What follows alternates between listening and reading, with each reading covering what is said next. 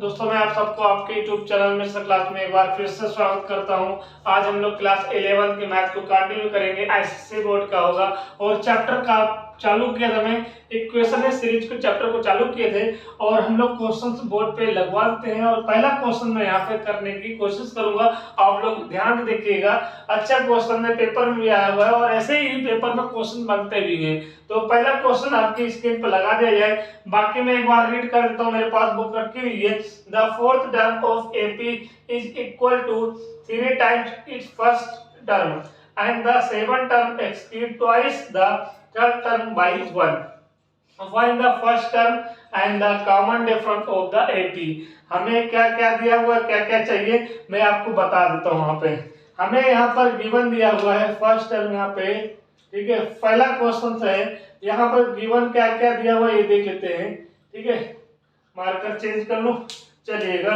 Given यहाँ पर क्या क्या दिया हुआ है, गिवन दिया हुआ कि जो फोर्थ टर्म है वो फर्स्ट टर्म का क्या है 3 टाइम्स है। जो फोर्थ टर्म है वो फर्स्ट टर्म का क्या है 3 टाइम्स है। Fourth term is equal to the 3 times of the first term, ये क्वेश्चन बोल रहा है। तो अगर मैं इसको थोड़ा सा ओपन करूं तो ये क्या होगा, a + 3d होगा। अगर आप सबको ये बात समझ में नहीं आ रही है तो मेरा पहला वीडियो देख लीजिएगा, वहां पर मैंने आपको बताया है कि इस चीज को कैसे हम लोग फाइंड करते हैं, कैसे लिखते हैं। वो मैंने पूरी बेसिक चीजें बता दिया था। a4 को a + 3d लिख सकते हैं। अच्छा, 3 AP का जो फर्स्ट टर्म होता है वो a होता है, तो यहाँ पे a लिख देंगे। बात समझ में आ गई? तो यहाँ से बात निकल के आएगी a + 3d = 3a। 3 और a को मल्टीपल करोगे 3a आएगा। अच्छा, मैं a को यहाँ पर था, यहाँ पे प्लस है, मैं यहाँ पे भेज दूंगा तो 3d बराबर कितना आ जाएगा, 3d बराबर आ जाएगा 3a - का a आ जाएगा। फिर 3d बराबर कितना आ जाएगा दोस्तों, 2a आएगा, माइनस हो जाएगा। यहां तक कर दूं तो d बराबर कितना आ गया, 2/3a आ गया है। यहां तक बात समझ आ गई, 2/3a आ गया। पहले इक्वेशन से पहले जो उन्होंने लैंग्वेज बोला था कि जो फोर्थ टर्म है वो 3 times of the first term है, तो यहां से आपने d की वैल्यू हमने निकाल लिया है। अभी आंसर नहीं आया हुआ, ये बात समझ लीजिएगा।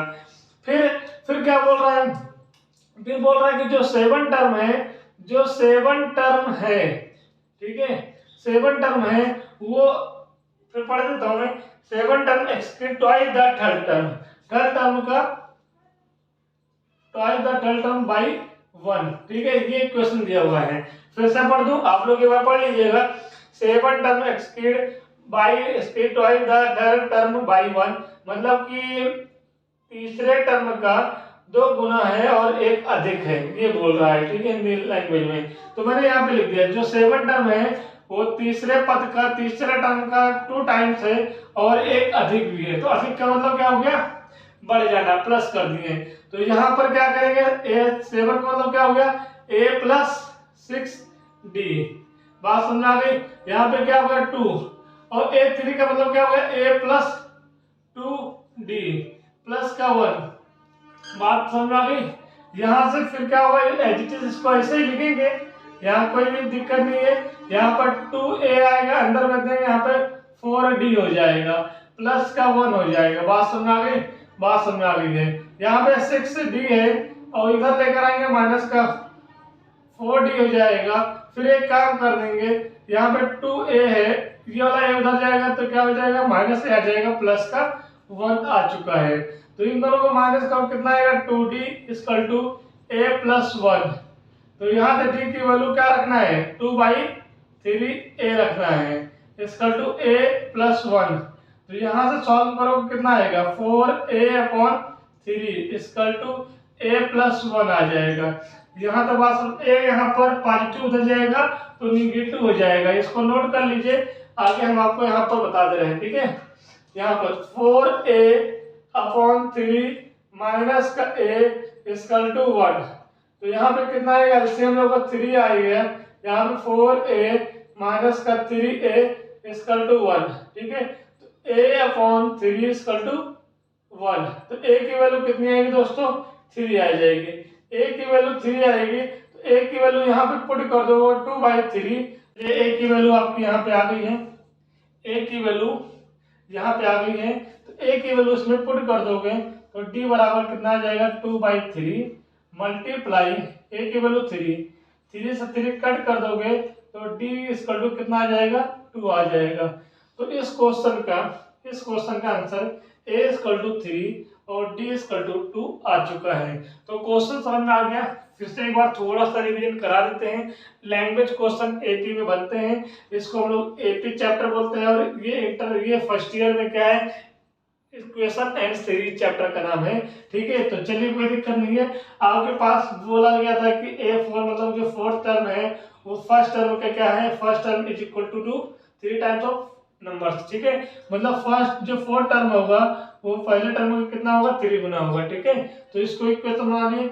और दूसरा एलिमेंट बोल रहा था कि जो सातवां टर्म है, सेवन टर्म है, वो तीसरे टर्म का 2 टाइम्स है और एक अधिक है। तो मैंने ये बना लिया, दोनों इक्वेशन मैंने सॉल्व किया, ए और डी आ गया, यही पूछा भी गया था। तो चलिए इसको नोट कर लीजिए आराम से, मैं हट जा रहा हूँ, आप इसको नोट कर लो। दूसरा क्वेश्चन देखते हैं, इस क्लास का सेकंड क्वेश्चन हम लोग। बाकी अपने बोर्ड पे यहाँ पे फिर क्वेश्चन लगवा देता हूँ दोस्तों, मैं एक बार फिर रीड कर लेता हूँ। If A comma B are positive real number, if a comma b are positive real numbers, so that the equations log a comma log ab comma log ab square comma log ab cube, मतलब मेरे पास जो equation दिया हुआ है वो क्या given है, यहाँ पर सेकंड क्वेश्चन लिख देता हूँ, और यहाँ पर गिवन क्या है ये देख लेते हैं। और ये क्वेश्चन थोड़ा सा इम्पोर्टेंट भी है और सरल है। यहाँ पर गिवन क्या है, log a फिर comma log A B comma log A B square comma log A B cube dot dot dot. ठीक है, ये गिवन है, राइट।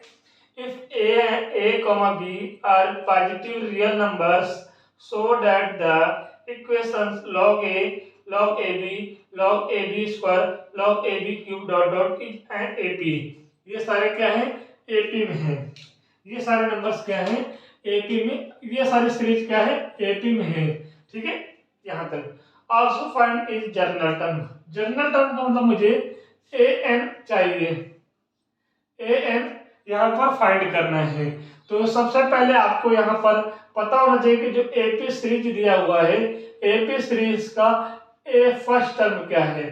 तो फर्स्ट टर्म आपको पता होना चाहिए कि क्या है, लॉग ए है। ठीक है, यहाँ तक बात समझ आ गई। अब जो कॉमन डिफरेंस आता है, कॉमन डिफरेंस मतलब डी निकालना होगा, तो इसका मतलब कि क्या है T2 माइनस T1, ये वाले फॉर्मूले से हमें निकालना होता है। और याद रखिएगा जो एपी होता है, याद रखिएगा उनका हमेशा कॉमन डिफरेंस का होना चाहिए, बराबर होना चाहिए। बात समझ में आ गई।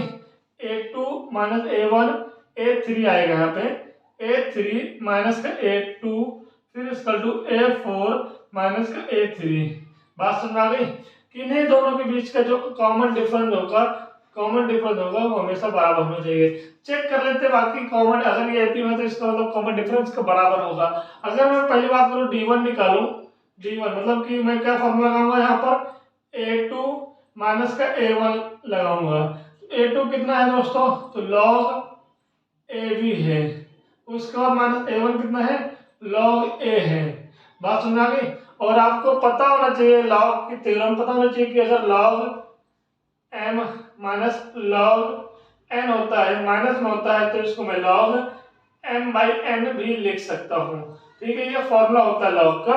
तो वही चीज यहाँ पर भी किया हुआ है, तो मैं इसको डिवाइड में भी कर सकता हूँ, log AB/a। अच्छा, a से a कट जाएगा तो यहाँ पे क्या आएगा, log b आ जाएगा। यही आपका कॉमन डिफरेंस होगा। अगर आपको चेक करना है, ठीक है, कि D2 कितना आएगा, D2 कितना आएगा चेक करना है ये चीज को, तो यहाँ पर देखिएगा log b स्क्वायर माइनस का log ab। ठीक है, जब इसको आगे सॉल्व करोगे तो इसको मैं क्या करूंगा, log ab square upon ab लिखूंगा, तो इसको कट करोगे तो कितना है, log b आ जाएगा। मैं कहने का मतलब कि जो आप d निकालोगे, चाहे वो D1 की बात करो, चाहे वो D2 की बात करो, चाहे वो D3 की बात करो, हमेशा याद रखिए कितना आएगा, कॉमन डिफरेंस लॉग बी आ जाएगा, लॉग बी कॉमन डिफरेंस आ चुका है। तो यहाँ तक बात समझ आ गई, यहाँ तक आपको बात समझ में आ गई है। ए वैल्यू आ गई आपके पास, डी वैल्यू आ गई है, बात समझ में आ गई। मुझे ए एन चाहिए, तो ए एन बराबर यहाँ पर लिख देते हैं। ए एन बराबर कितना होता है, तो बोलोगे sir ji a plus n minus one into d. अच्छा यहाँ पे ए की वैल्यू क्या है, तो बोलोगे सर लॉग ए है प्लस का एन माइनस वन, कुछ नहीं पता है। डी की वैल्यू कितनी है, डी की वैल्यू आपने लॉग बी लिखी है, लॉग बी लिख चुके हैं। अच्छा एक काम और देखिएगा, अगर यहाँ पे लॉग यहाँ पर दिखेगा, मैं यहाँ पे लिख दूँ, थोड़ा सा ऊपर लिखूँ चलेगा, ठीक है। मैं अगर बोल दूँ कि लॉग बी की पावर 2 है, तो ये जो लॉग बी की पावर 2 है, तो इसको मैं 2 लॉग बी भी लिख सकता हूँ। बात समझ आ गई, मतलब जो लॉग के आगे जो नंबर होता है वो उठ के क्या होता है, पावर में चला जाता है, और जो पावर में होता है वो लॉग के आगे आ जाता है। तो आप यहाँ पे देखो n minus one multiply log n minus one लिखा हुआ है, मतलब कि ये देखिए लिखा हुआ है। तो इस चीज को अगर मैं ये चीज लिख सकता हूँ, तो ये लॉग की थ्योरम है, तो ये क्या जाएगी लॉग ए प्लस ये पावर आगे चली जाएगी, मतलब कि लॉग बी की पावर क्या हो जाएगी, n माइनस वन हो जाएगी।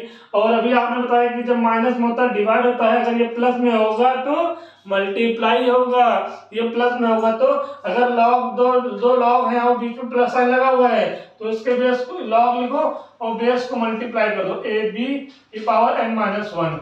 तो ये आपका आंसर आ चुका है। ये सवाल अच्छा था, ठीक है, इस सवाल को नोट कर लो, ये सवाल इंपॉर्टेंट है, ठीक है। लॉग के फॉर्मूले आपको नहीं पता होंगे, तो एक दो फॉर्मूले भी यहाँ पर आपको क्लियर पता चल जाएंगे, इसको नोट करो, फिर आगे चलते हैं। दोस्तों नीचे का आंसर दिख नहीं रहा था, मैंने इसको थोड़ा सा आगे पीछे किया है। अब आपको a n equal to log a b n minus one यहाँ पे दिख रहा होगा दोस्तों। तो मैं आपको बोल रहा हूँ कि इस सवाल को पूरा आप कापी में नोट कर लो, इम्पोर्टेंट है, ठीक है। बाकी मैं बगल में खड़ा हूँ, आप इसको नोट कर लो, फिर आगे हम पढ़ा रहे हैं।